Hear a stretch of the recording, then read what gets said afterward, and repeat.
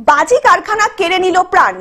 সোমবার রাতে কেঁপে উঠল পাথর প্রতিমার ঢোলাহাট থানা এলাকার দক্ষিণ রায়পুরের তৃতীয় ঘেরি এলাকা চন্দ্রকোনায় এবং তুষারের বাড়িতে বিস্ফোরণ হয়। বেশ কিছু বাজি বাড়িতে মজুদ করা ছিল, তা থেকেই বিস্ফোরণ হয়েছে বলে প্রাথমিকভাবে সন্দেহ করা হচ্ছে। দুর্ঘটনাস্থলেই মৃত্যু হয় বণিক পরিবারের 7 সদস্যের। চন্দ্রকান্ত এবং তুষারের 65 বছরের বাবা অরবিন্দ বণিক, 80 বছরের ঠাকুমা প্রতিভা বণিক, 28 বছরের চন্দ্রকান্তের স্ত্রী শান্তনা বণিক এবং তাদের 2 সন্তান অনুষ্কা এবং অঙ্কিত বণিকের।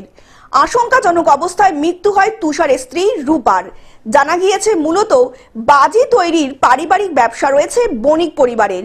প্রশাসনিক সূত্রে বিধায়ক সমীর জানিয়েছেন বাজি তৈরির অনুমোদন পত্র রয়েছে বণিক পরিবারের। যদিও বিধায়ক জানিয়েছেন এলাকাবাসীদের কাছ থেকে খোঁজ নিয়ে তিনি জানতে পেরেছেন বাড়িতে গ্যাস সিলিন্ডার রাখা ছিল। আগুন ধরার পরে সেই সিলিন্ডার ফেটেই এই ভয়াবহ বিস্ফোরণ হয়েছে। Bureau report, globe news. এখন থেকে গ্লোব টিভি দেখুন আপনার স্মার্টফোনেও। গুগল প্লে স্টোর অথবা অ্যাপল স্টোর থেকে ডাউনলোড করুন গ্লোব টিভি লাইভ অ্যাপ। এছাড়াও জিও টিভি অ্যাপ থেকেও দেখুন গ্লোব টিভি লাইভ।